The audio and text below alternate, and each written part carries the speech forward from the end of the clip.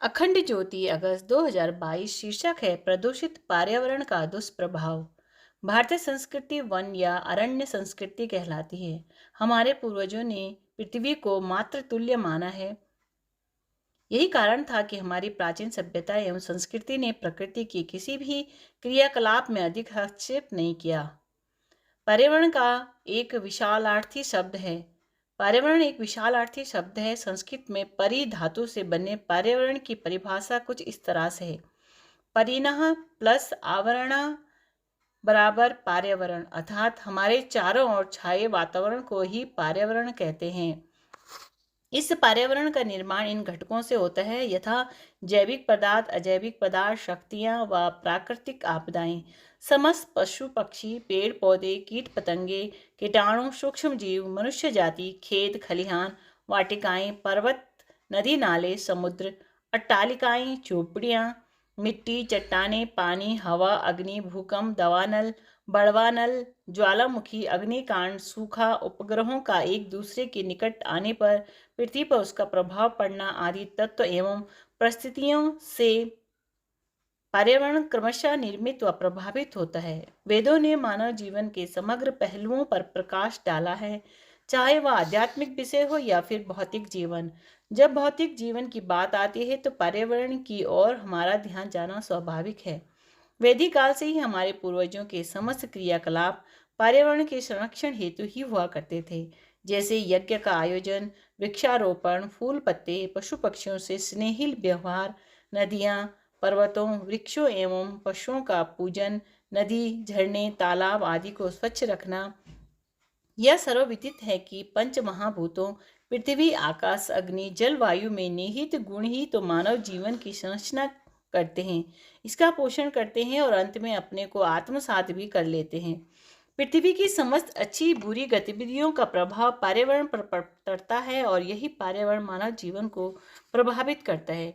ये प्रभाव वैचारिक भी हो सकता है, मानसिक, आत्मिक या फिर शारीरिक भी। अग्नि का विशेष गुण है कि जो भी पदार्थ अग्नि में पड़ते हैं उनके प्रभाव को वह समस्त वातावरण में व्याप्त कर देती है।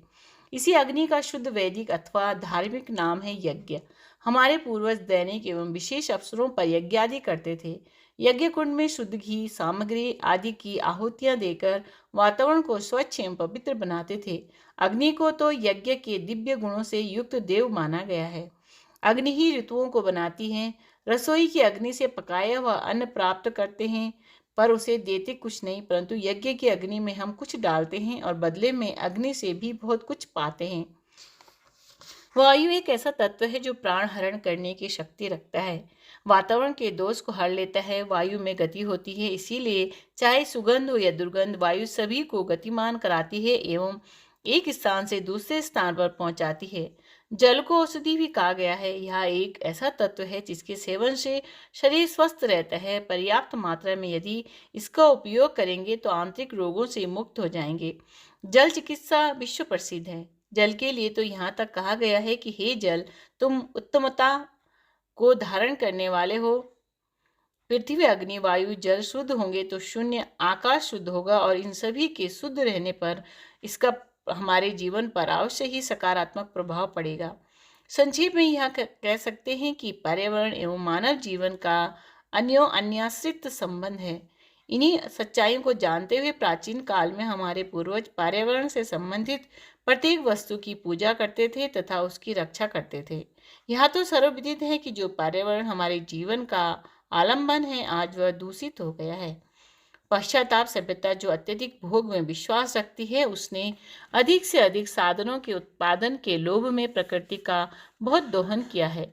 परिणाम स्वरूप अत्यधिक प्रदूषण, वन विनाश, जल संसाधन विनाश, औद्योगिकरण, शहरीकरण, युद्ध एवं विकिरण आदि का हमें सामना करना पड़ रहा है।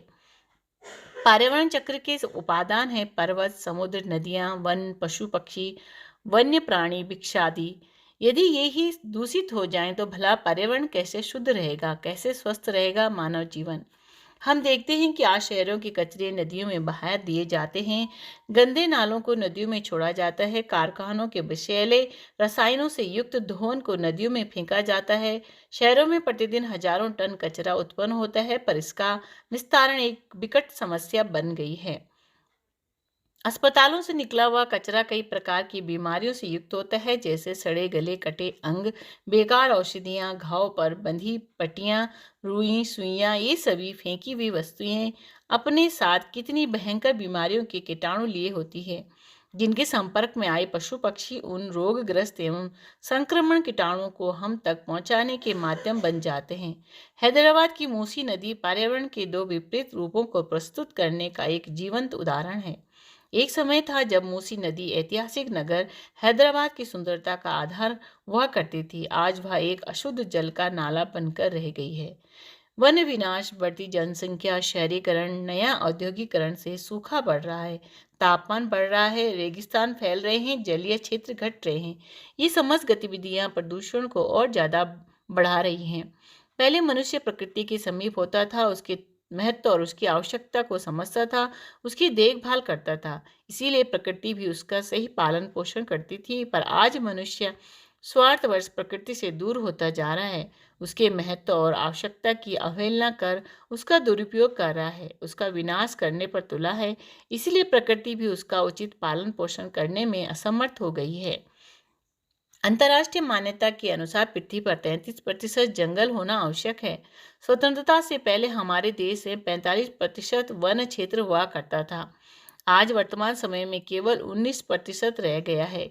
इससे अधिक त्रासदी और क्या हो सकती है। यह है पर्यावरण का बदला हुआ विकराल स्वरूप। समय आ गया है कि हम पर्यावरण संरक्षण के प्रति जागरूक हों, प्रदूषण के विरोध में आवाज उठानी चाहिए, इसी अभियान में सक्रिय रूप से भाग लेना चाहिए, वृक्षारोपण को बढ़ावा देना चाहिए, जितने भी जल संसाधन हैं उन्हें स्वच्छ रखना चाहिए, अवांछित प्रदूषण को फैलाने पर रोक लगानी चाहिए, वर्षा जल संचलन के अभियान को बढ़ावा देना चाहिए, जैव खाद बनाना चाहिए। इन सबके प्रति लोगों में जागरूकता लानी होगी, तभी हम स्वच्छ पर्यावरण में स्वस्थ जीवन बिता सकेंगे। मानव जीवन पंच महाभूतों से बना है। इन पंच तत्वों के नियमों को मानते हुए यदि उसके गुणों को अपनाएंगे तो अवश्य ही पर्यावरण के संरक्षक कहलाएंगे, अन्यथा प्रकृति के कोप का भाजन बनना पड़ेगा।